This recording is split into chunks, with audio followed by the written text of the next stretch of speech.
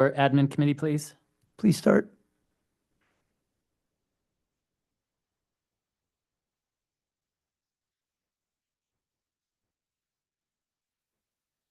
Thank you for participating in today's meeting. Please do not connect to Zoom or teleconference while in the room, and please silence all devices. Click on the globe at the bottom of your screen to select either English or Spanish.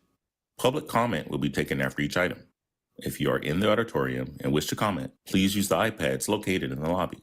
For meetings in other locations, please complete a blue speaker card and provide it to a South Coast AQMD employee. Speakers may be limited to a total of 3 minutes or less for all agenda items, and times may be shortened to ensure all speakers can be heard. A countdown timer will be displayed on the screen for each public comment. Word time will be allotted for Spanish translation that is not simultaneous. For questions or issues on public comment, please call the public advisor at 909-396-3247. That's 909-396-3247. Please adhere to the speaker time limit and treat others with courtesy, civility, and respect. Failure to do so can result in your mic being muted or you being removed from the meeting. Be aware that this meeting is being recorded.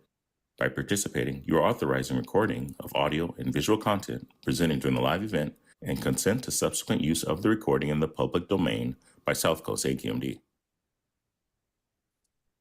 Well, thank you. I'd like to welcome everybody to the Friday, October 11th Administrative Committee of the South Coast Air Quality Management District. And I'd like Cindy Bustillos to please take the roll.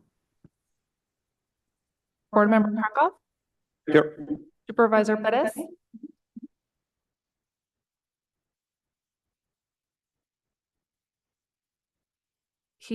There he is. Hello, I'm here. Thank you. Chair Delgado, absent. Vice Chair Cacchiotti? Here. And we have a quorum. Thank you, Cindy. Item number 1 for discussion. No motion required. Any board member concerns I'd like to bring up? Seeing none from the supervisor, Mr. Krakow, move to item number 2, Chair's report of approved travel. Motion required.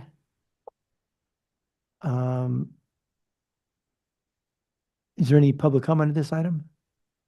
See none here or online? Nope. We'll move on. Item number 3, report of approved out-of-country travel. No motion required. Any public comment on that item? Nope. I'll move on to item number 4, review November 1st governing board agenda. Board member Krakow has a question. So we have 2 public hearings for this one. Executive Officer Nastri, 1151 and 1173. 11 for public hearing? Yeah, Yes, 1151, 1173, yes. okay. And those have both gone through committee or already? Yes, they have. Thank you. Correction, 1151 this month. Thank you. Yep. Supervisor Perez, any questions? Nope. The agenda, any public comment? See none here or online. We'll move on. Item number 5, approval of compensation. I noticed there was 1 member for the new supervisor. Yes, we do need a motion on this one to approve. Okay. I'll move the item. I will second. Moved by board member Krakow, second by Supervisor Perez. Is there any comment on this item before we vote? No public comment here, none online. Cindy, roll call, please. Chair Delgado, absent. Board Member Krakow? Yes. Supervisor Perez? Yep. Vice Chair Cacchiotti? Yes, Motion passes 3 with 1 absent. thank you. Next update on AQMD diversity, equity, and inclusion. Dr. Sessa Hurd Johnson, one of our favorite items. That's so nice. Thank you so much. There's so many different wonderful things that we've done in the past month. I'm just excited again to share those with you. Next slide, please. And again, as it is Friday, I'd like to introduce you all to Daphne Frias. She is a youth organizer, storyteller, and peace builder. She really works hard on trying to address the intersectionality and advocacy for both young people, race, ability, and environmental injustice are connected, calling for inclusive policies to protect what she thinks are the most vulnerable in society. She was the founder and executive director of Box the Ballot, which mobilized youth and people with different disabilities across the U.S. to collect over 20,000 absentee ballots in the 2020 midterms, aiming to increase political representation for underrepresented communities. If you noticed in terms of that, she was born in 1998. And so she's still fairly young, but be so powerful. And again, I think that it's really important for us to be able to empower and elevate the voices of youth. And so this is Daphne Frias for our Fabulous Female Friday for today. Thank you. Next slide. So we are currently in the middle of Hispanic Heritage Month. And we were very excited that this year we had our in-person event. You can see here that we had wonderful mariachi and dancers from East Garfield High School in East LA. And so we had over 106 people. We ran out of food.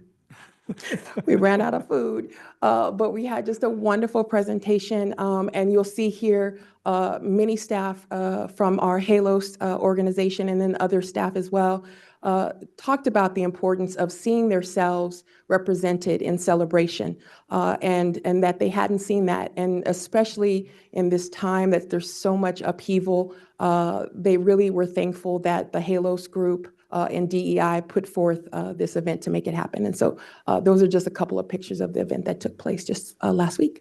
Next slide, please. We also had displays to commemorate National Heritage, Hispanic Heritage Month. Also, our API group here on campus has always been for longer than I've been here, commemorating the Mid-Autumn Festival. And so there was a display for the Mid-Autumn Festival as well. So that's for that slide. Thank you. Next slide. The displays are quite a hit when people come into the office. They like to do that.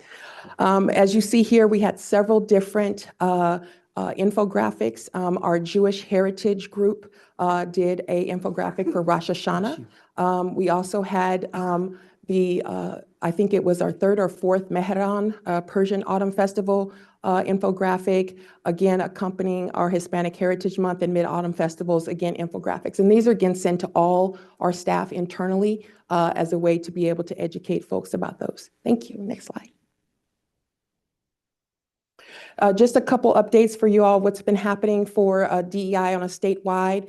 I've been working very diligently with CAPCOA organization to educate and to gather information and resources about key issues around DEI concerning HR and training. What we're looking for are topics around DEI that encompasses all the different air districts, not just based on size. And so that has a tendency to be HR issues and training, organizational and strategic planning, and then also community engagement, and then event planning. And so what we're trying to do is, again, create a repository of information so that each different district doesn't have to create something from scratch. So we're really kind of building a communities of practice approach. And so we've been continuing to do that. So we're surveying the different groups and organizations, looking for best practices, and then sharing that amongst all the different groups. We also continue to support across the statewide the development of employee resource groups. Many air districts have them, but not everyone has as many as we do, or the ones that we do have. And so we've been connecting those different ERG and employee groups with one another so that they can talk about a lot of the issues that are impacting one another. And so again, not being so isolated. And we've also included CARB in those communications. So you can know that we're being very purposeful and mindful with that. And again, just continuing to share our resources throughout the agency. Next slide, please. There were several different DEI conferences and events that I attended this past month, the first of which was a virtual one that was a 10th annual symposium on environmental justice. Notable sessions were colonizing the EJ movement. This was held out of DC, and so they definitely have a different feel around issues around environmental justice, health impact assessments, how-to workshops. So it was really, I think I was excited to be able to participate virtually in that opportunity. So that was a really great session, or excuse me, conference. There's also an Ed Equity Forum that was held up in Oakland, California. Our Barack group picked the 1619 Project. It was a book called by Nicole Hannah-Jones, which was really the kind of history of African Americans in this country. She was the keynote speaker. That was one of the highlights for that session. But the purpose of that conference was for community organizations, governmental organizations to work with educational organizations as well and see what we can do about purposeful connections with high schoolers, community college students, and our agencies. So that was the Ed Equity Forum. Next slide, please. I was asked by Supervisor Holly Mitchell to attend the Second District Racial Justice Learning Exchange. This was on Saturday, September 28th. It was an environmental justice policy summit with students from local community colleges. And so Board Member Mitchell asked me to highlight our environmental justice and youth efforts and our DEI efforts to the group. And so that was me participating in that. It was a really great opportunity to highlight South Coast AQMD. Again, I just would like to point out to us that we really do have a very popular representation in the community. People want to work here. They want to learn about it. It isn't always aggressive and adversarial. There was a lot of good energy, a lot of good questions that I got from the youth who were there. So it was a really positive experience. So I was happy to share with that and so happy to be invited. Next slide, please. And again, just to highlight, our employee resource groups continue to do work. Our Allies and Advocates group held a community bowling event. They invited all the ERGs to come together out on a Saturday to be able to go bowling, just to do something fun. People wanted to, release and not be stressed out and not be, frustrated by, the bills of the day. And so they invited family and friends just to come together and be together in community. Our HALOS employee resource group worked really hard to put on that Hispanic Heritage Month commemoration. And they were just, we were debriefing it yesterday, and they were just like, it just felt so good to see myself in this agency in this way. And then we had our first ever infographic for Rosh Hashanah. And so we continue to work on elevating Jewish heritage ERG here at South Coast. Next slide. That is it for me. Any questions? Thank you, Dr. Johnson. Any questions, comments? Any public comment? See none? We'll move on. Great work again. On to item number 7, status report on major ongoing upcoming projects for information management. Ron Moskowitz. Ron, go ahead, please. Good morning, Vice Chair, members of the committee.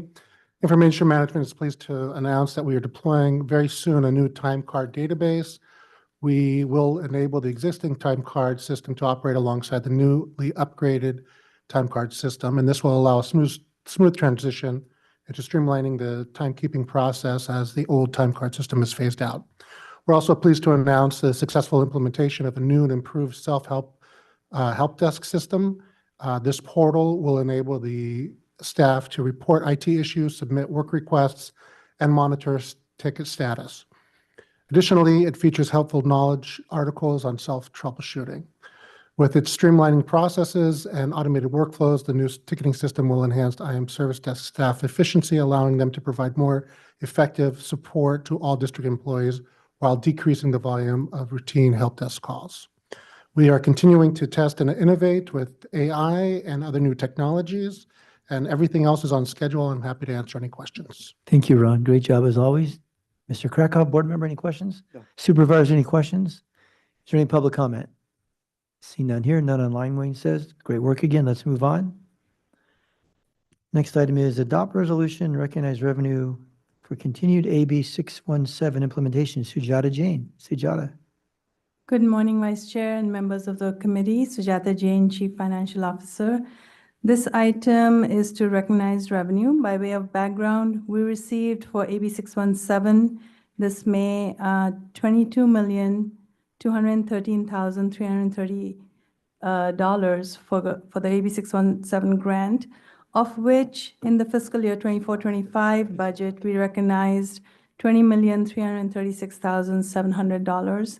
So this is to recognize the remaining $1,876,633, for which we'll bring a board letter in the near future to be spent on contracts and on services and supplies. Happy to answer any questions. Before any questions, are there any disclosures in this item? Yeah, I have the disclosure from CARB. Let me just read it here, Mr. Chair. For agenda item number 8, I'm required to identify for the record that I'm a board member for the California Air Resources Board, which is involved in this item. Thank you, Board Member Krakoff. Any questions, board members? Supervisor Perez? I'll ask a question. Hold on one second. I think Manny may have a disclosure too. I think same here, ditto. He has the same disclosure as Board Member Krakoff. Thank you, Board Member Perez. Sorry to step on your lines there, Supervisor. So, Wayne, can you just speak if you're prepared to do that on the AB 617 funding, how we're looking for this year in terms of the budget allocation, and again, we're fighting for this money year by year in the legislature. Just give us a little bit of the forecast. That's a very difficult forecast to make. Unfortunately, we're losing Assemblymember Eduardo Garcia, who's been our champion. So right now, we're in discussions with other representatives and districts of CAPCOA, looking at who might the next successor be to Assemblymember Garcia. We're working closely with CARB on this issue. And I know that Supervisor Perez has some thoughts with regards to Assemblymember Garcia. Yeah, sorry about that, Wayne. Yeah, no, go ahead. We feel very strongly, everything turns out the way we are hoping for, that Joey Acuña is going to win. And with that being said, Joey, I believe, will continue the efforts of Eduardo just because of the alliances that exist there. So I don't think it's a bad idea very soon to start thinking about briefing him so that we could make sure that we are working on legislation ASAP on his first day of office. I think right now, obviously, he's wanting to get elected. Hopefully he does, he gets elected, then let's make the move. We are definitely ready to brief anyone that's going to be the champion for the program. So we'll definitely reach out to him as well. Thank you. And so for this year, our allocation of the 617 funds, that's allocated by the legislature and the governor, and then distributed among the different 617 communities by CARB and working with CAPCOA, our funding stayed the same? There was a slight difference, as I recall, in part because there was some increased workload by some of the other districts. The main districts that received the bulk of the funding, we try to keep ours constant so that we can provide some additional funds for other implementation. We've done very well in terms of holding our line with regards to the level that we have. We just haven't expanded it. And so that's what we want to make sure that we continue to keep the funding necessary to implement the program, and where there are opportunities, we would certainly go for those, but we're also looking at it from a statewide aspect as well. And so there still is no dedicated funding source year after year for this program, right? No. Yeah. Thank you. Thank you, Gideon. Is there any public comment on this item? See none online, none in the auditorium. I'll accept a motion. I'm sorry. Mr. Chair. Moses Huerta had raised his hand right as you were speaking. Thanks, Wayne. Moses, go ahead, please. I'm going to reduce it to 2 minutes because we're kind of behind time for public comment. Thank you, Chair. I'll make it brief. I just wanted to highlight on the comment on the AB 617. My name is Moses Huerta here in the city of Paramount, and just wanted to support the conversation and continuing the sourcing of the AB 617. It's been a lot of work and years in coming to get this program going, and to let it fail at the last minute would be remiss of us to not continue this program. From an advocacy from out here in the community, you have my support from me personally in helping and assisting in any way we can to continue this program and conversations that would be required. Again, I want to highlight as well staff who's been worked very, very hard in this program. And I want to make sure that this hard work does not go to the wayside. So I just wanted to add that to the commentary from outside looking in. Thank you for the comment. I yield back my time. Moses, what city were you from again? Sorry, Claremont? Chair. City of Paramount, I'm working. Oh, great. Thank you very much. No more public comment on this item? Entertain a motion? Thank you, Moises. I'll make a motion. Is there a second? Second, Second by Supervisor Perez. Motion made by Mr. Krakoff. Go ahead. Roll call, please. Chair Delgado, absent. Board Member Krakoff, Yes. Supervisor Perez, yes. Vice Chair Cacchiotti. Yes. Motion passes 3 with 1 absent. Thank you. Move to item number 9, establish board meeting schedule for calendar year 2025. If you've had a chance to look at that, I know you made arrangements for away from the first of the year. Yes, Mr. Chair. A couple of items I wanted to note. The board had requested last year that given the January holiday, that we see if we can try to extend that back. We were able to move the first board meeting for 2025 to January 10th. And then as we have been doing, July, we will be not having a board meeting. But I also wanted to note that in April, what we're hoping to do is have the board retreat the day before, and then we would have the board meeting in April, most likely in the Inland Empire, as we've done before, near Coachella Valley. Okay. So just wanted to highlight those aspects. Otherwise, the board meeting schedule remains the same. Committee members, any questions for Wayne or comments at this time? Supervisor Perez, Mr. Krakoff, you okay with the board meeting schedule? Okay. Any public comment on this item? None online, none here. So a motion is required. I'll entertain a motion. I'll make it. Second, Moved by Board Member Krakoff, second by Supervisor Perez. Cindy? Gosh. Chair Delgado, absent. Board Member Krakoff, Yes. Supervisor Perez, yes. Vice Chair Cacchiotti. Yes. Motion passes 3 with 1 absent.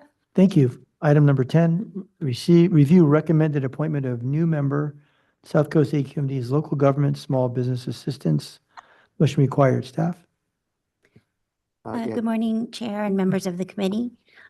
This motion is to recommend James Bretling, who is the Mayor Pro Tem from the City of Upland, at the request of LGSBA's Chair, Mayor Carlos Rodriguez, to that advisory group. And with that, I can answer any questions. It's a 4-year term from November 2024 to October 2028. Committee members, any questions? See none. Any public comment? I'll entertain a motion. I'll move it. Moved by Board Member Krakoff, Second, second by Supervisor Perez. Roll call, please. Chair Delgado, absent. Board Member Krakoff. Yes. Supervisor Perez yes. and Vice Chair Cacchiotti. Yes. Motion passes 3 with 1 absent. Great. No written reports. Other matters, any business? Board members? Seeing none. Any public comment? Seeing none? None. We'll move on to the next meeting date is Friday, November 8th. Meeting is adjourned. Thank you. Lashana Tova, happy Yom Kippur, everyone. Thanks, Gideon.